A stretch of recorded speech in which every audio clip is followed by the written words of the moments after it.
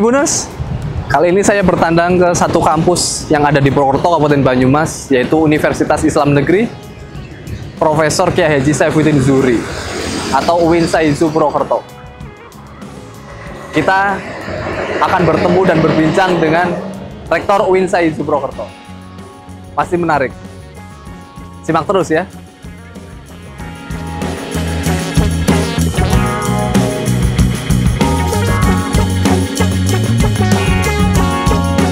UIN SAIZU mempunyai tagline Kampus Desa Mendunia. Seperti apa? Pasti menarik nih, Kampus Desa Mendunia.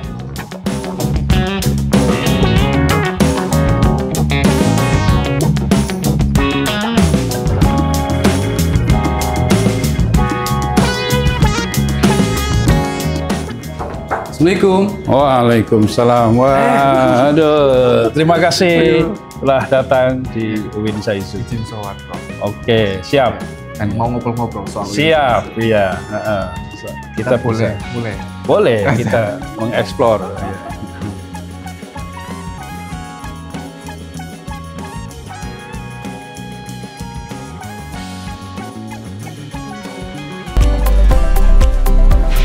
Assalamualaikum warahmatullahi wabarakatuh. Salam sejahtera untuk kita semua. Welcome Tribuners. Berjumpa lagi dengan saya, Mamduh Adi Prianto, jurnalis Tribun Banyumas, di Tribun Topik on Campus. Ruang untuk berbicara terkait gagasan, inovasi, dan cerita inspiratif dari kampus. Kali ini saya sowan ke kampus yang terkenal dengan warna hijaunya di Purwokerto, Kabupaten Banyumas. Bertemu dengan seorang pemimpin akademik yang tidak hanya memimpin kampus, tapi juga menanamkan nilai-nilai. Ada Rektor Universitas Islam Negeri Saifuddin Zuhri Purwokerto atau UIN SAIZU Purwokerto. Selamat pagi Prof Ridwan. Selamat pagi. Sehat nggih? Alhamdulillah sehat. Semangat terus Pak Ridwan. Semangat. Harus menyala. Harus semangat harus tetap menyala. Terima kasih sudah menerima kami di kampus UIN. Ya, sama-sama. Saya juga terima kasih. Telah sudi untuk dikunjungi tim Tribun Banyumas. Ya, siap. UIN SAIZU ini terkenal dengan jargonnya mendunia. Begitu ya, Prof ya? Kampus Desa Mendunia. Kampus Desa Mendunia. Nah, kali ini kita akan berbicara tentang visi misi besar kampus ini, kemudian pengembangannya ke depan, serta bagaimana UIN SAIZU ini menyiapkan generasi muda yang unggul, moderat, dan berdaya saing global. Prof, Kampus Desa Mendunia. Selama ini desa itu stigmanya negatif, desa kayak gitu, Prof. Ya. Kenapa UIN SAIZU itu mengambil slogan itu, Prof? Ya, pertama bahwa populasi masyarakat Indonesia ini kan mayoritas di desa. Itu saya ngambil segmen diksi desa itu untuk mewakili sebagian besar masyarakat Indonesia. Yang kedua, ya desa itu secara sederhana itu karena area Purwokerto dan sekitarnya, Banyumas Raya ini nggak punya bandara. Baik. Ya, karena salah satu ciri dari kota itu adalah ada bandaranya. Ada bandaranya. Kalau Purbalingga berarti sudah kota ya, Prof itu, Pak? Nah, kan ada bandaranya. Ya, tapi belum beroperasi gitu kan. Jadi saya kira dari situlah kemudian kita ngambil diksi desa, kampus desa. Tetapi meskipun di desa ada satu cita-cita untuk menjadi bagian dari masyarakat global gitu ya, yaitu mendunia. Jadi kita ingin tagline ini ingin menyiratkan sebuah cita-cita meskipun kampus ini dari sisi geografi di desa, tetapi atmosfernya mendunia.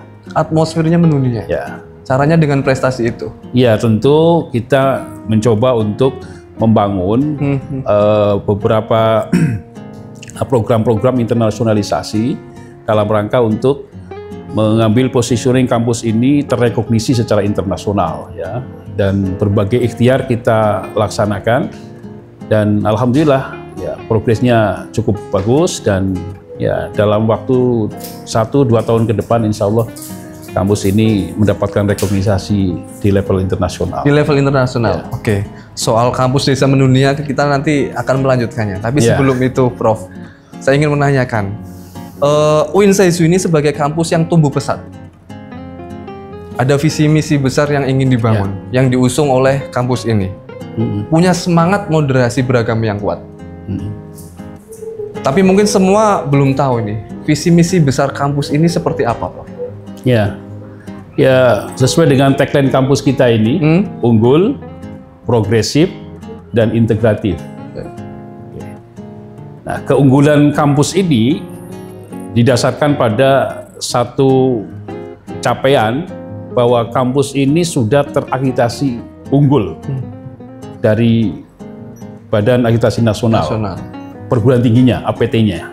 Jadi makna keunggulan dari tagline itu adalah pembuktian bahwa kampus ini terakreditasi unggul, dan itu artinya kampus ini telah mendapatkan rekognisi di level nasional, gitu ya, bahwa kampus ini memiliki tata kelola yang bagus, ya, good university governance dalam kaitan dengan pengelolaan di bidang akademik maupun non akademik, dan tentu kami bisa menggaransi bahwa output ataupun alumni perguruan tinggi ini kompetitif. Itu keunggulannya, ya. Lalu ada progresivitas. Jadi kita selalu menggaungkan kepada masyarakat akademik kampus ini untuk selalu berpikir kreatif, inovatif untuk menciptakan kreasi-kreasi baru, ya, dan menegaskan tentang distingsi kampus ini, ya, sebagai kampus tadi desa tetapi mendunia, gitu kan. Nah, saya kira tidak mungkin tuh gagasan besar itu jika tidak dibarengi dengan satu langkah-langkah yang progresif tadi itu kan. Nah, jadi dengan cara itulah eksistensi kampus ini bisa menjadi nyata. Lalu yang kedua, integratif, gitu kan. Nah, integrasi kampus ini tergambar dengan hadirnya prodi-prodi umum. Prodi-prodi umum selain agama, ya, dan tentu secara paradigmatik, itu kan, kampus ini juga harus membangun paradigma baru, paradigma keilmuan baru, keilmuan yang kemudian tidak monodisiplin tetapi multidisipliner, dan integrasi itu tidak hanya soal slogan, tetapi kemudian sudah terlembagakan melalui kehadirannya Fakultas Saintek dengan 4 program studi baru yang umum itu. Unggul, progresif, integratif. Ya. 3 besar diksi itu yang dipakai untuk mengemban visi misi oleh Pak Rektor atau Prof Ridwan ini. Kemudian mengintegrasikan UIN SAIZU ini sebagai pusat keunggulan akademik dan ini yang digarisbawahi Prof, spiritual. Gitu. Oke, ya. Tentu sebagai perguruan tinggi keagamaan dengan level keagamaan ini tidak lepas dari visi besarnya bahwa perguruan tinggi ini di samping sebagai lembaga ilmiah, lembaga akademik, tetapi juga lembaga diniyah.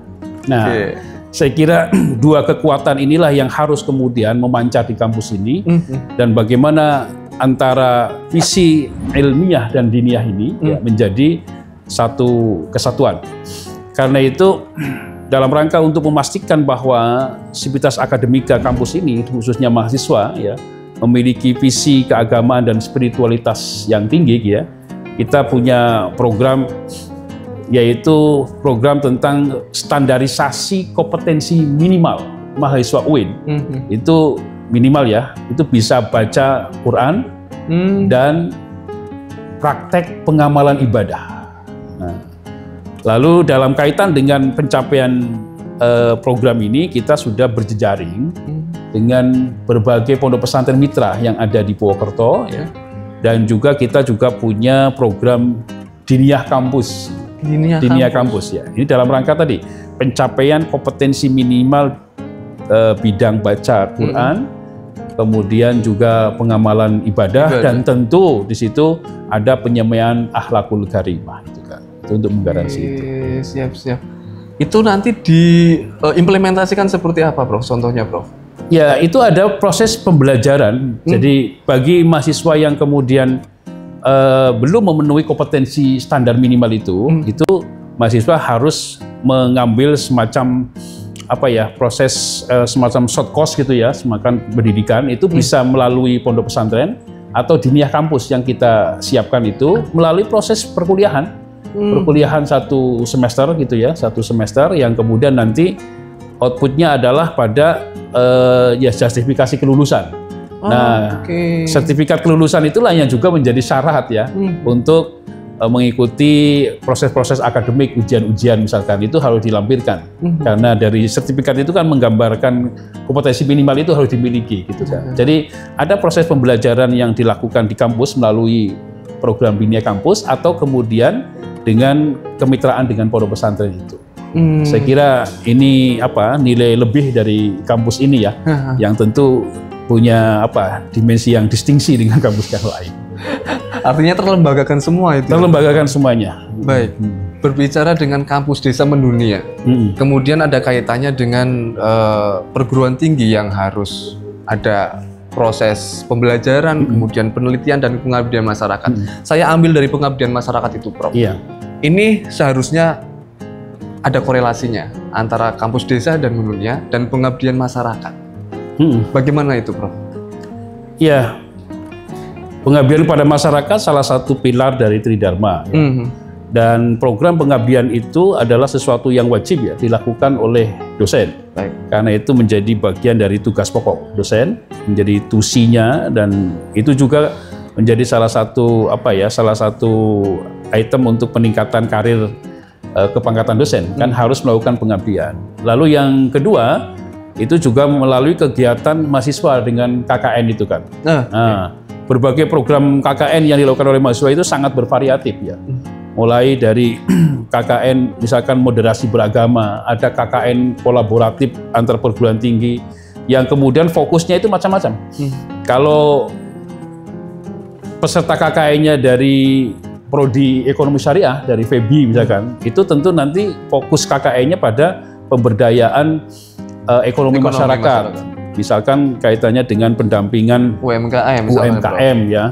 Kemudian juga kalau KKN-nya itu di fakultas misalkan dakwah itu juga lebih pada pendampingan masyarakat, misalkan masyarakat pesisir, atau kemudian juga pemberdayaan filantropi Islam ya melalui KKN untuk penguatan lembaga zakat ya di desa misalkan itu. Itu kan bagian dari ikhtiar kita untuk melakukan pemberdayaan. Misalkan tadi zakat itu kan proses-proses membangun tradisi filantropi di tengah masyarakat. Ya endingnya adalah untuk menghimpun dana-dana sosial masyarakat. Sesuatu yang mungkin belum banyak tersentuh gitu ya. Kemudian juga ada KKN-KKN yang bernuansa bagaimana kita merekatkan keberagamaan ya di tengah masyarakat, pendampingan masyarakat-masyarakat yang beragam untuk menciptakan toleransi keberagamaan. Itu juga menjadi bagian dari concern pengabdian masyarakat yang dilakukan oleh kampus ini melalui berbagai kerja-kerja KKN mahasiswa. Di samping juga dosen, ya. Dosen juga melakukan pengabdian kepada masyarakat yang tentu variasi programnya sangat bergantung juga dengan disiplin keilmuannya. Jadi, artinya ada kontribusi dari UIN SAIZU ini terkait pengabdian masyarakat yang nilai-nilai religiusitas diutamakan. Iya. Lokalitas itu. Keindonesiaan. Keindonesiaan juga. Ya, karena bagi kami ya ada 3 matra kehidupan ya. Ada tadi keberagamaan, lalu lokalitas, lalu keindonesiaan. Itu adalah 3 matra kehidupan yang tidak bisa dipisah-pisahkan. Atau bahkan dihadap-hadapkan. Kan, bisa. Ya kan seringkali kan ada orang yang menghadapkan antara keislaman dengan kebangsaan, antara keislaman dengan budaya lokal. Nah, bagi kami itu tidak bisa dihadapkan karena 3 hal itu menjadi bagian dari kehidupan keseharian kita. Itu bisa berjalan seiringan, Prof. Iya, ya bagaimana mungkin orang itu kan hidup itu pasti dalam dimensi lokal tertentu kan. Baik. Lokal tertentu. Lah kalau kemudian kita memberangus kelokalan kita, lalu identitas kita akan hilang kan gitu kan. Jadi yang terpenting adalah bagaimana mengakomodasi nilai-nilai lokal itu ya, local wisdom itu menjadi bagian dari potensi Ya, bahwa mungkin ada beberapa bagian yang perlu dikoreksi, kemudian perlu dilakukan revisi. Itu bukan berarti kemudian seluruh bagian dari lokal itu ditolak, kan begitu kan? Nah, saya kira itu proses-proses dialog ya, yang kemudian harus dicarikan titik temunya. Apalagi kemudian kalau bicara tentang Islam dan wawasan kebangsaan, ya, Islam sangat sangat mendorong bahwa seluruh warga Muslim itu harus menjadi bagian dari warga negaranya, karena sederhana saja, kita kan nggak mungkin bisa beribadah dengan tenang jika kondisi bangsanya tidak tenang, tidak damai, carut marut. Carut marut. Itu artinya kedamaian suatu negara itu menjadi prasyarat bagi keberlangsungan agama. Nah, itu agama. Makanya ada doktrin hubbul waton minal iman. Jadi mencintai tanah air dengan berbagai instrumen yang harus kita pertahankan dan kembangkan itu menjadi bagian dari keimanan. Artinya menjaga tanah air kita, bangsa kita agar aman dan damai itu tidak hanya sebagai tugas sebagai warga negara, tapi juga tugas keagamaan. Gitu. Baik, ini kita sekalian itu ya Tribuners. Kita sekalian karena di kampus Islam ya, sekalian berdakwah Pak Rektornya. Oke, kembali ke kampus desa mendunia, Prof. Iya. Ini kan butuh jejaring. Betul. Kolaboratif. Ya, pasti. Iya. Jadi kenapa kemudian pilihan kami pada pencarian rekognisi di level internasional? Karena level nasional kita sudah capai kan dengan akreditasi unggul. Maka tidak ada cara lain kecuali kemudian kita harus menaikkan di levelnya ke luar negeri gitu kan ya. Nah, untuk ke sana tentu tidak mudah ya. Kita harus berjejaring. Kami meyakini bahwa kebesaran sebuah institusi tidak mungkin bisa dilakukan tanpa membangun networking. Networking dengan berbagai kalangan. Jadi jejaring dengan multi stakeholders baik di dalam negeri maupun di luar negeri. Nah, alhamdulillah kita sudah memiliki berbagai MOU baik dengan perguruan tinggi di luar negeri maupun juga lembaga-lembaga pusat studi di luar negeri, bahkan juga dengan dunia usaha di luar negeri dalam rangka untuk memberikan fasilitasi kepada alumni kita.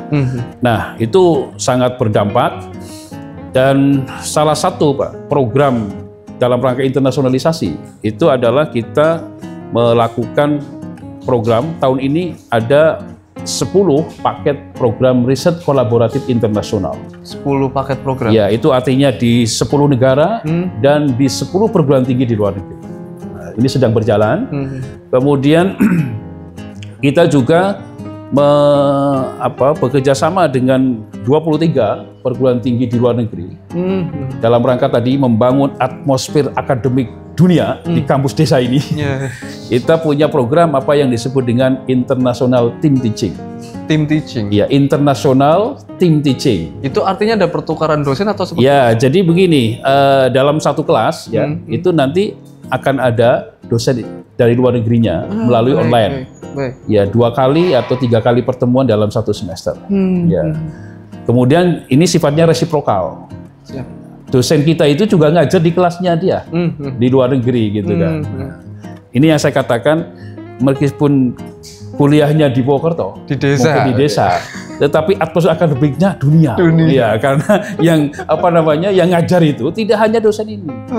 Saya sederhana bilang, kalau Anda mau kuliah di dalam negeri, tapi hawanya, atmosfernya luar negeri, cukup di Purwokerto. Itu insight maksud saya. Gak usah jauh-jauh. Nah, alhamdulillah sekarang ini sudah ada mahasiswa asing, 54 mahasiswa asing. 54 mahasiswa asing kuliah di UIN-SAISU. Itu dari negara mahasiswa aktif dari mana? Dari 16 negara. 16 negara. Itu 16 negara mayoritas Islam atau seperti apa, Prof? Mayoritas Muslim, mayoritas di Muslim, Asia, Afrika dan Amerika. 16 negara, 3 benua. Nah, artinya kalau kemudian klaim tentang mendunia ini sepertinya kok memiliki justifikasinya. Artinya mahasiswa asing itu kuliah di desa ya, Prof ya? Iya. Ya, itulah saya kira bagian dari. Nah, itu tidak mungkin mereka hadir di sini ya. Kalau mereka tidak yakin tentang kampus ini gitu kan. Jadi logikanya sederhana. Kalau ada mahasiswa 54 dari 16 negara itu kok mau datang di Purwokerto, itu artinya mereka memiliki kepercayaan kepada kampus ini. Jadi sepertinya UIN SAISU menjadi salah satu destinasi studi mahasiswa luar negeri yang nyaman bagi mereka. Oh iya. Rata-rata mereka mengambil apa, Prof? Studinya? Nah, ragam ya. Ada yang ekonomi syariah, ada yang informatika, arsitektur, ilmu lingkungan, ada yang perpustakaan, ada yang pendidikan Islam. Jadi ragam. Kita apa namanya tidak membatasi karena kita open ya, siapapun boleh mengambil prodi apapun, baik yang S1, S2 maupun S3. Karena itu semester ini kita membuka rintisan kelas internasional. Rintisan kelas internasional. Ya, di program pasca sarjana di S2 maupun S3. Semuanya full mahasiswa asing? Tidak, tetapi ada gitu ya. Yang di S2 itu ada 6. Itu ada 6 mahasiswa asingnya, lalu ada 3 di program S3 gitu kan. Kita fully pakai pengantarnya Arab dan Inggris gitu ya. Arab dan Inggris? Ya, saya kira itu juga menjadi pembuktian dari komitmen kita untuk membangun atmosfer mendunia itu. Kembali lagi ke mendunia, Prof. Artinya barrier bahasa di sini sudah nggak ada? Untuk kita akan memberikan treatment ya kepada mereka yang S1 ini, karena kita belum membuat kelas khusus ya. Baik. Tapi itu bahasa pengantarnya pakai bahasa Indonesia, tapi kita berikan treatment BIPA ya. BIPA itu bimbingan bahasa Indonesia untuk mahasiswa asing. Itu kita kasih pelatihan kursus selama 3 bulan itu untuk memastikan itu. Alhamdulillah mereka pada umumnya bisa beradaptasi dengan bahasa Indonesia dan dengan kultur Indonesia. Bahwa ada handicap, ada tantangan pastilah mengelola 54 orang yang dari negara yang berbeda, pasti ada cultural shock, itu pasti betul. Itu kan. Nah, saya kira tantangan. Tapi kalau kemudian kita tidak mau tantangan, ya jangan maju lah kira-kira. Betul. Tapi itu bisa sambil jalan ya, Prof. Iya. Oke. Sudah kuliah di UIN. Kemudian strategi untuk membangun fondasi akademik itu, yang kira-kira itu bisa meningkatkan moral dan spiritual mahasiswa seperti apa? Ya. Tadi di samping kita tadi ya berjejaring dengan pondok pesantren ya tentu ya sesungguhnya kita ini dari kurikulum saja ya, kurikulum yang ada di UIN SAISU itu sudah sangat cukup bagi kami ya. Karena muatan-muatan agama, muatan-muatan moral itu sudah banyak ya. Di samping kita juga akan memberikan fasilitasi berbagai kegiatan-kegiatan kemahasiswaan ya dengan bakat minat masing-masing ya. Jadi misalkan ada namanya fiksi itu pengembangan studi tentang Al-Quran, kemudian budaya gitu ya. Lalu juga ada pengembangan berbagai komunitas baik budaya maupun juga keagamaan. Nah, itu juga hadir di kampus ini untuk memberikan fasilitasi pengembangan bakat minat di bidang tadi spiritual. Di samping juga tentu kita secara berkala juga mengadakan bimbingan keagamaan yang sifatnya itu fakultatif ya di fakultas masing-masing gitu kan. Artinya bahwa insya Allah kami yakinlah sepenuhnya dengan bangunan kurikulum yang ada, kemudian dengan sentuhan berbagai program tambahan melalui ekstrakurikuler di bidang penguatan fondasi keagamaan, apalagi dengan bermitra dengan pesantren, insya Allah itu bisa menggaransi tentang kadar spiritualitas dan moral mahasiswa UIN. Oke, baik. Nanti bisa diketahui ini lulusan UIN seperti apa gitu ya, Prof? Ya, insya Allah. Berbeda lah. Berbeda. Oke, UIN SAISU sudah akreditasi unggul. Ya. Lalu program strategis apa di masa yang akan datang kepemimpinan Prof Ridwan ini? Ya, di samping penguatan internasionalisasi, tentu kita memperkuat fasilitasi layanan kepada mahasiswa. Artinya itu menjadi concern kami. Karena itu arah pengembangan infrastruktur fasilitas kampus itu harus dipenuhi. Dan kita sedang membuat roadmap arah pengembangan infrastruktur ya, baik di kampus Purwokerto maupun kampus utama sini di Purbalingga ya. Ya, maupun di Purbalingga ya. Jadi itu hal yang saya. Misalkan dalam kaitan dengan infrastruktur akademik ya, untuk perkuliahan ya, kita akan coba untuk memikirkan mendesain smart class pada pada masing-masing kelas, dan kemudian juga fasilitas kemudahan-kemudahan untuk akses sumber belajar ya melalui perpustakaan baik secara manual maupun digital, itu harus dilakukan. Dan kita akan terus juga berjejaring dengan multi stakeholders untuk mencari ruang-ruang beasiswa, memberikan fasilitasi kepada mahasiswa UIN juga, dan itu kan bagian dari kesejahteraan, kesejahteraan yang bisa diberikan oleh mahasiswa yang kita kita carikan ruang-ruangnya dengan berbagai stakeholder ya, dalam rangka untuk mengakselerasi percepatan penyelesaian studi dengan bermitra dengan berbagai lembaga mitra dengan dalam bentuk beasiswa itu. Oke, baik. Kontribusi tidak hanya kepada mahasiswa mungkin ya Prof ya, tapi untuk masyarakat umum. Ya. Bagaimana UIN SAISU ini menjadi pusat pengembangan ilmu keagamaan, kemudian sains dan teknologi, Prof? Ya. Ya, kita dengan menjadi universitas ya, itu kan ada transformasi ini dari institut ke universitas. Baik. Itu ada yang disebut dengan wider mandat ya. Mandat yang diperluas, yaitu pemberian kewenangan untuk mengembangkan prodi-prodi umum gitu kan. Nah, saya kira ini akan semakin membuka ruang bagi kampus ini untuk mengambil peran-peran strategis pada masyarakat, karena tadi bervariasinya program studi, dan itu artinya bervariasinya ragam keilmuan yang cross ya, ilmu, disiplin, dan pada yang sama tentu ya kampus ini akan semakin juga ramai dengan dosen-dosen yang tidak hanya dosen-dosen agama kan, itu kan.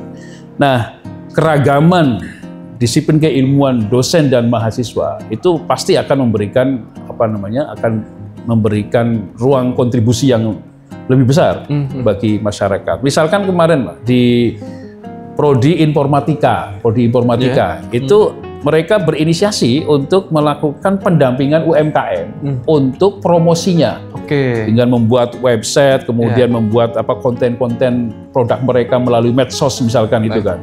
Nah, itu tentu gagasan itu lahir dari entitas mahasiswa informatika ya, yang punya punya sen dan punya kompetensi di bidang itu, misalkan gitu kan. Dan itu sudah dilakukan. Kemudian juga mahasiswa ilmu lingkungan itu juga menggerakkan masyarakat sekitar kampus itu untuk kemudian membangun kesadaran tentang bagaimana mengelola sampah misalkan. Nah, sekali lagi itu juga menjadi bagian dari kontribusi yang diberikan oleh UIN SAISU seiring dengan perluasan mandat keilmuan. Ya, kalau soal ilmu agama saya kira udah biasa ya, pendampingan TPQ, pendampingan masyarakat di bidang pondok pesantren, madrasah diniyah saya kira sudah biasa.